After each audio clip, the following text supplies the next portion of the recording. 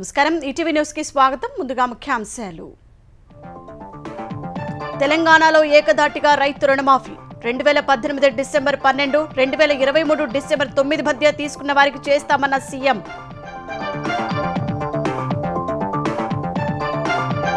రైతు భరోసా విధి విధానాల ఖరారు కోసం మంత్రివర్గ ఉపసంఘం జూలై 15 నాటికి నివేదిక ఇస్తుందన్న రేవంత్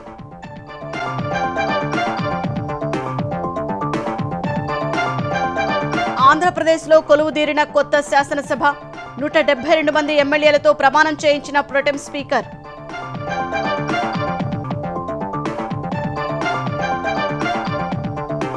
రెండున్నరేళ్ల తర్వాత సభకు వచ్చిన చంద్రబాబుకు ఘన స్వాగతం శపథం నెరవేర్చుకున్నారని ఎమ్మెల్యేల కితాబు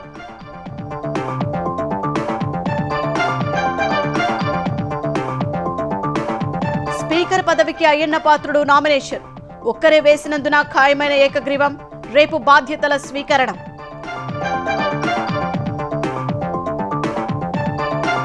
పదిహేనవ ఆర్థిక సంఘం నిధులు స్థానిక సంస్థలకు ఎందుకు ఇవ్వలేదన్న పవన్ సిఎఫ్ఎంఎస్ కు మళ్లించిన లెక్క చెప్పాలని ఆదేశం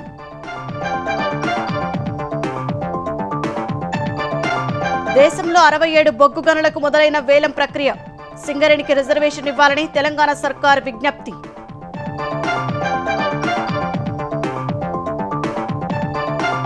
ఘనంగా అంతర్జాతీయ యోగా దినోత్సవం శ్రీనగర్లో మోదీ ఆసనాలు కొత్త ఆర్థిక వ్యవస్థ రూపుదిద్దుకుందని వెల్లడి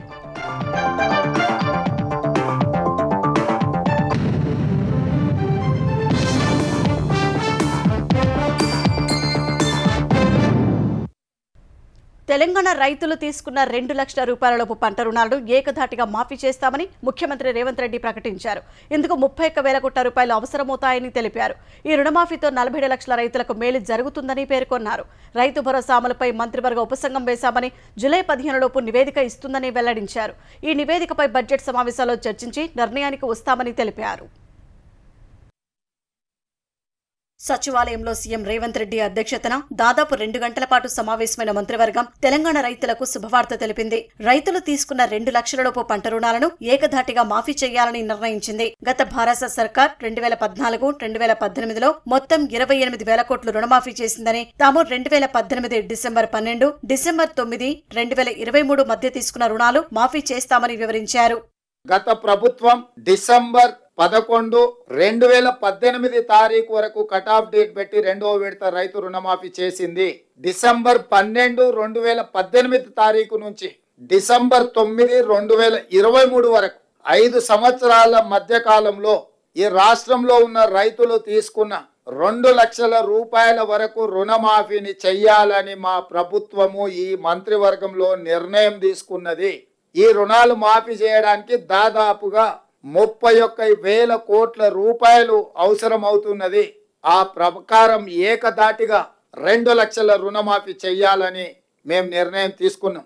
రైతు భరోసా అమలుపై రకరకాల చర్చలు జరుగుతున్నాయని, రైతు భరోసా విధి విధానాల ఖరారుపై మంత్రివర్గ ఉపసంఘం వేశామని తెలిపారు. ఈ ఉపసంఘంలో ఉప ముఖ్యమంత్రి భట్టి విక్రమార్క అధ్యక్షతన వ్యవసాయ శాఖ మంత్రి తుమ్మల నాగేశ్వరరావు, ఐటీ శాఖ మంత్రి దుద్దిళ్ల శ్రీధర్ బాబు, రెవెన్యూ శాఖ మంత్రి పొంగులేటి శ్రీనివాసరెడ్డి సభ్యులుగా ఉంటారని స్పష్టం చేశారు.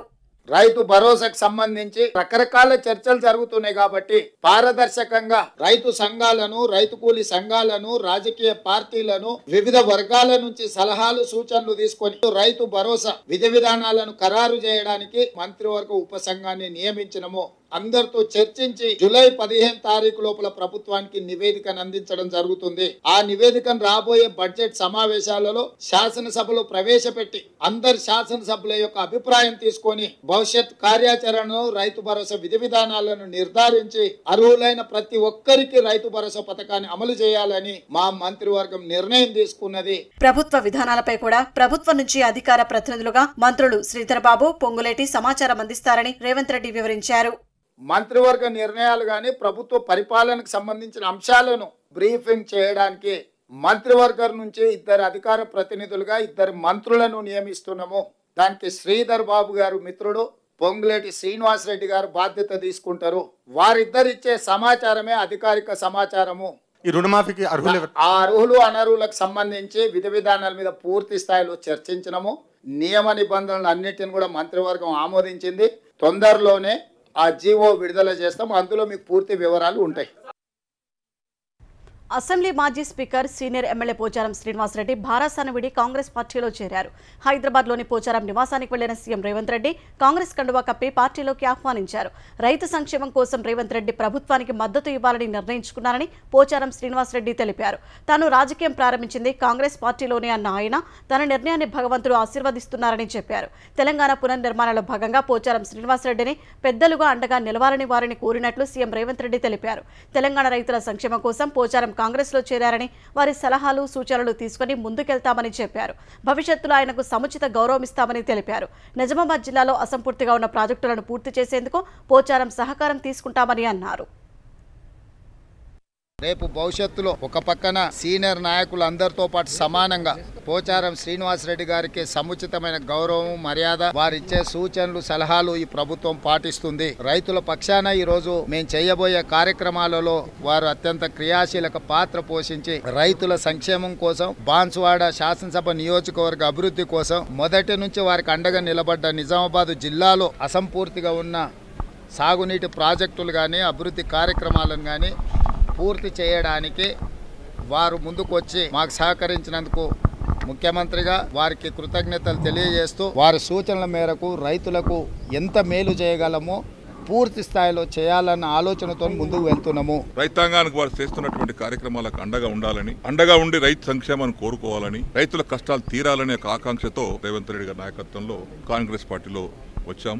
యువకులు వారిని మనం మంచి విధంగా సమర్థించినట్టయితే రాష్ట్రం బాగుపడుతుంది. మరి ఓపిక ఉంది, అటువంటి వారు మనం ప్రోత్సహించాలి. మాకేం అవసరం లేదు, మా వయసు అయిపోయింది, మేము ఇంకా పదవుల కోసం దానికోసం దీనికోసం కాదు. పనిచేసేటువంటి నాయకులను సమర్థించాలి గట్టిగా మనస్ఫూర్తిగా ఉద్దేశంతో వారి వెంబడి ఈరోజు రావడానికి సిద్ధపడ్డాను. పోచారం శ్రీనివాసరెడ్డి కాంగ్రెస్ లో చేరిక వేళ హైదరాబాద్లోని ఆయన నివాసం వద్ద ఉద్రిక్తత నెలకొంది.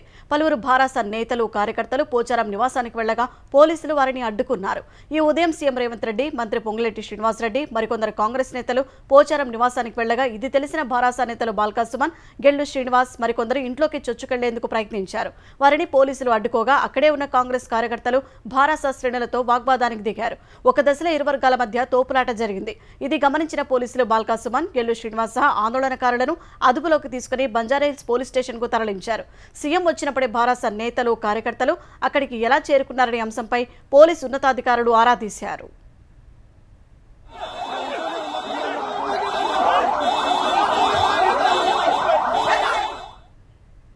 పార్టీ మారడం వల్ల పోచారం శ్రీనివాసరెడ్డికి ఏమొస్తుందో కానీ ప్రజల్లో అప్రదిష్ట మాత్రం మూటగట్టుకుంటారని మాజీ మంత్రి జగదీష్ రెడ్డి అన్నారు.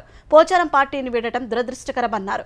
లోక్సభ ఎన్నికల ఫలితాల రోజు కూడా కేసీఆర్తోనే పోచారం ఉన్నారని, ఏమీ కాదని కేసీఆర్కు చెప్పారని గుర్తు చేశారు. ఏ బలహీనతలు ఏం ఆకర్షించిందో పోచారం పార్టీ మారారన్న జగదీష్ రెడ్డి పోచారంకు పార్టీలో ఏది తక్కువ చేయలేదన్నారు. ఇక దీంతోనే అయిపోయింది, ఇక కేసీఆర్ అయిపోతాడు అని పాపం చాలామంది కలలు అంటున్నారు. అదృశ్యం కావాలని కోరుకుంటూ చాలామంది ఉన్నారు. కొత్తగా కాలే మాకు 2001 నుంచి 10 మంది 12 మంది శాసనసభ్యుల్ని తీసుకున్న సందర్భం ఇవ్వాలి కాదు, ఎప్పుడో 20 ఏళ్ల కింద ఎదురైంది మాకు. అయినా నిలబడ్డం, అనుకున్న తీరాన్ని తాకినాం, తెలంగాణ రాష్ట్రాన్ని సాధించినాం. కేసీఆర్ నాయకత్వంలో ఉద్యమ నాయకుడినే కాదు, అంతకు మించిన అద్భుతమైన పరిపాలకుడిగా కేసీఆర్ గారు దేశవ్యాప్తంగా ప్రపంచవ్యాప్తంగా పేరు తెచ్చుకున్నారు. మళ్ళీ ఫినిక్స్ పక్షిలాగా కేసీఆర్ లేచి తిరిగి వస్తారు. మళ్ళీ బీఆర్ఎస్ గతంలో కంటే వైభవోపేతంగా ప్రముఖ పాత్ర పోషిస్తుంది. ఆంధ్రప్రదేశ్లో 16వ శాసనసభ కొలువుదేరింది. సార్వత్రిక ఎన్నికల్లో గెలిచిన శాసనసభ్యులు ప్రమాణం చేశారు. మొత్తం 175 మందిలో 172 మంది శాసనసభ్యులతో ప్రొటెం స్పీకర్ గోరంట్ల బుచ్చయ్య చౌదరి ప్రమాణం చేయించారు. మరో 3 వ్యక్తిగత కారణాలతో రేపు ప్రమాణం చేయనున్నారు. అనంతరం స్పీకర్, డిప్యూటీ స్పీకర్లను ఎన్నుకుంటారు. స్పీకర్ పదవి కోసం Telugu Desam senior MLA Ayyanna Patrudu nomination వేశారు. ఈ పదవి కోసం అయ్యన్న ఒక్కరే నామినేషన్ వేసినందున ఆయన ఏకగ్రీవ ఎన్నిక ఖాయమైంది. ఆంధ్రప్రదేశ్ 16వ శాసనసభ ఈ ఉదయం 9:46 ప్రారంభమైంది. తొలుత ప్రొటెం స్పీకర్ గా గోరంట్ల బుచ్చయ్య చౌదరిని నియమిస్తూ గవర్నర్ ఇచ్చిన ఉత్తర్వుల్ని అసెంబ్లీ కార్యదర్శి చదివారు. తర్వాత సభ్యులకు ప్రమాణ స్వీకార సమయంలో అనుసరించాల్సిన నియమాలను, పద్ధతులను వివరించారు. తర్వాత ప్రొటెం స్పీకర్ గోరంట్ల బుచ్చయ్య చౌదరి ఎమ్మెల్యేలతో ప్రమాణం చేయించారు. ముఖ్యమంత్రి హోదాలో సగౌరవంగా సభలోకి అడుగుపెట్టిన చంద్రబాబుతో తొలుత ప్రమాణం చేయించారు. తర్వాత ప్రొటెం స్పీకర్ వద్దకు వెళ్లి కరచాలనం చేసిన చంద్రబాబు తర్వాత తన స్థానంలో ఆసీనులయ్యారు. అనంతరం తొలిసారి శాసనసభలోకి అడుగుపెట్టిన డిప్యూటీ సీఎం పవన్ కళ్యాణ్ ప్రమాణం చేశారు. ఆయన కూడా ప్రొటెం స్పీకర్ ను కలిసి వచ్చి తన స్థానంలో కూర్చున్నారు. అనంతరం అక్షర క్రమంలో మంత్రులు ప్రమాణం చేశారు. ఆ తర్వాత మహిళా శాసనసభ్యులు ప్రమాణం చేశారు. అనంతరం జగన్ ప్రమాణ స్వీకారం చేయగానే ప్రొటెం స్పీకర్ ను కలిసి కనీసం తన స్థానంలో కూర్చోకుండానే బయటకు వెళ్లిపోయారు. అక్షర క్రమంలో తమ వంతు వచ్చినప్పుడు పెద్దిరెడ్డి రామచంద్రారెడ్డి సహా వైకాపాకు చెందిన మిగిలిన ఎమ్మెల్యేలు ప్రమాణం చేశారు. తొలిసారి శాసనసభకు ఎన్నికైన విజయనగరం ఎమ్మెల్యే అదితి గజపతిరాజు, పుట్టపర్తి ఎమ్మెల్యే పల్లె సింధూరారెడ్డి ఆంగ్లంలో ప్రమాణం చేశారు. మొత్తం 172 మంది ఇవాళ ప్రమాణం చేయగా ఎమ్మెల్యేలకు అసెంబ్లీ రూల్స్ బుక్, రాజ్యాంగ పుస్తకాలతో కూడిన కిట్ ని శాసనసభ వ్యవహారాల కార్యాలయం అందజేసింది. తర్వాత ప్రొటెం స్పీకర్ సభను రేపటికి వాయిదా వేశారు. అందుబాటులో లేనందున జీవి ఆంజనేయులు, పితాని సత్యనారాయణ, వనమాడి వెంకటేశ్వరరావు ఇవాళ ప్రమాణం చేయలేదు. ఈ ముగ్గురు రేపు సభ ప్రారంభం కాగానే ప్రమాణం చేయనున్నారు. తర్వాత 11 గంటలకు స్పీకర్ ఎన్నిక నిర్వహిస్తారు. ఈ పదవి కోసం తెలుగుదేశం ఎమ్మెల్యే అయ్యన్న పాత్రుడు నామినేషన్ దాఖలు చేశారు. ఈ కార్యక్రమానికి కూటమి నేతలు పవన్ కళ్యాణ్, నారా లోకేష్, పయ్యావుల కేశవ్, అచ్చెన్నాయుడు, సత్యకుమార్ యాదవ్, నాదెండ్ల మనోహర్ హాజరయ్యారు. అంతకుముందు కౌరవ సభలో తాను ఉండరంటూ 2.5 ఏళ్ల క్రితం బయటకు వెళ్లిపోయిన చంద్రబాబు చరిత్రాత్మక విజయం తర్వాత ఇవాళ అసెంబ్లీలో అడుగుపెట్టారు. ఆయనకు తెలుగుదేశం ఎమ్మెల్యేలు ఘనంగా స్వాగతం పలికారు. 4వసారి సీఎంగా బాధ్యతలు చేపట్టిన చంద్రబాబు గుంటూరు జిల్లా తుళ్లూరు మండలం వెంకటపాలెంలో ఎన్టీఆర్ విగ్రహానికి నివాళులర్పించిన తర్వాత అసెంబ్లీకి బయలుదేరారు. శాసనసభ వద్ద తెలుగుదేశం, జనసేన ఎమ్మెల్యేలు ఆయనకు ఘన స్వాగతం పలికారు. అందరికీ నమస్కరిస్తూ అసెంబ్లీ ప్రాంగణం వద్దకు వచ్చిన సీఎం తొలుత శాసనసభకు నమస్కరించారు. అక్కడ వేద పండితులు పూర్ణకుంభంతో స్వాగతం పలికారు. అసెంబ్లీ అధికారులు, ఎమ్మెల్యేలు చంద్రబాబును లోపలికి తీసుకెళ్లారు. తొలుత తన ఛాంబర్కు వెళ్లిన ఆయన అక్కడ పూజలు చేశారు. తర్వాత చంద్రబాబు శాసనసభలోకి సగౌరవంగా అడుగుపెట్టారు. అందరికీ నమస్కరిస్తూ డిప్యూటీ సీఎం పవన్ వద్దకు వెళ్లిన ఆయన ఆత్మీయ ఆలింగనం చేసుకున్నారు.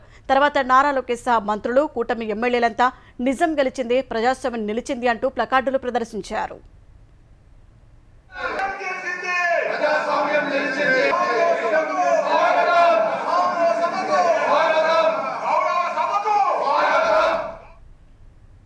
శాసనసభ ఎన్నికల్లో వైకాపా 11 సీట్లకే పరిమితం కావడంతో ప్రతిపక్ష హోదాను కూడా దక్కించుకునే పరిస్థితిలో ఆ పార్టీ అధినేత మాజీ సీఎం జగన్ ముఖ్యమంత్రి హోదాలో వచ్చిన మార్గంలో కాకుండా మరో మార్గంలో అసెంబ్లీకి చేరుకున్నారు.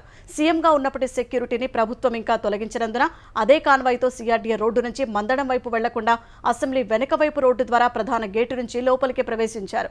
వాస్తవానికి తగిన సంఖ్యాబలం లేనందున ప్రధాన గేటు వద్ద కారు దిగి లోపలికి రావాల్సి ఉన్నప్పటికీ ముఖ్యమంత్రి చంద్రబాబు ఆదేశాలతో ఆయన కారును లోనికి అనుమతించారు.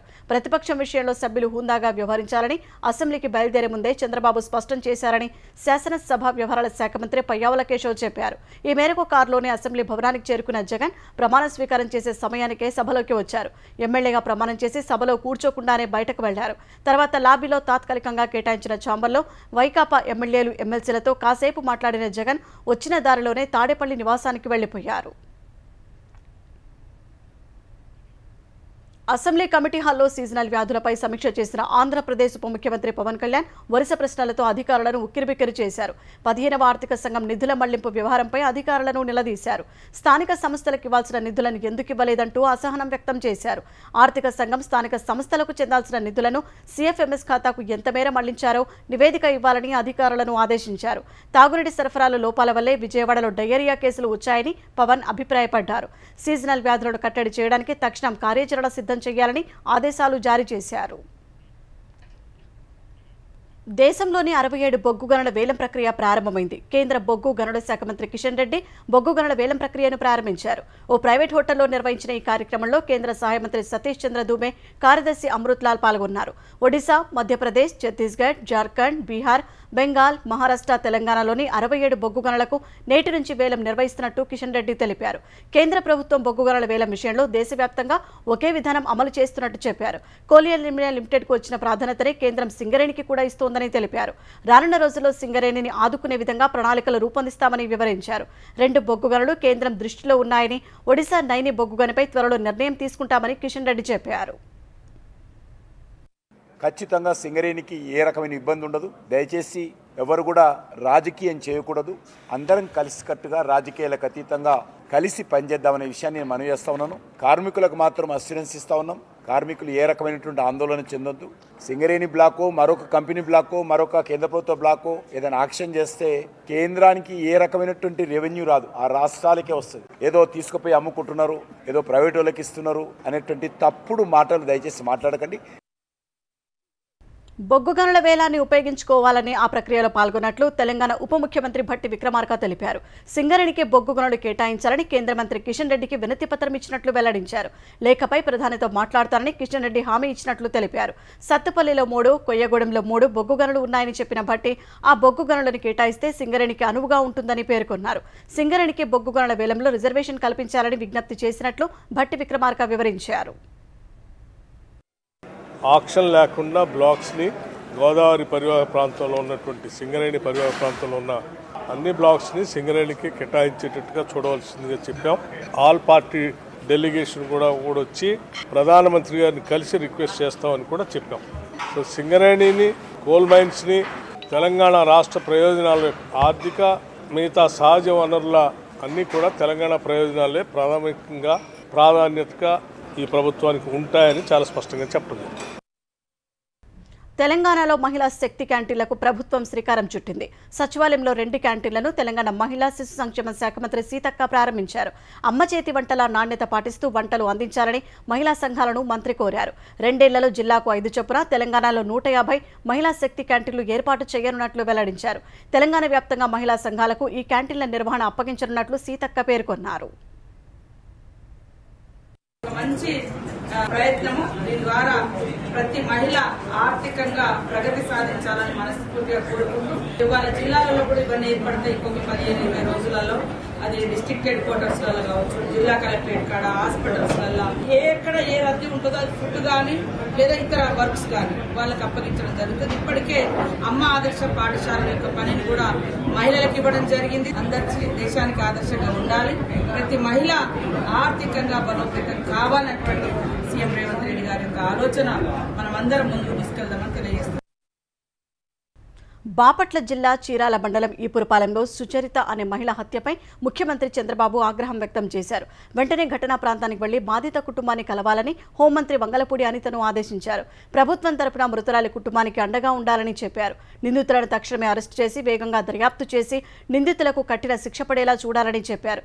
దర్యాప్తులో అలసత్వం లేకుండా జాప్యం జరగకుండా చూడాలని దిశానిర్దేశం చేశారు.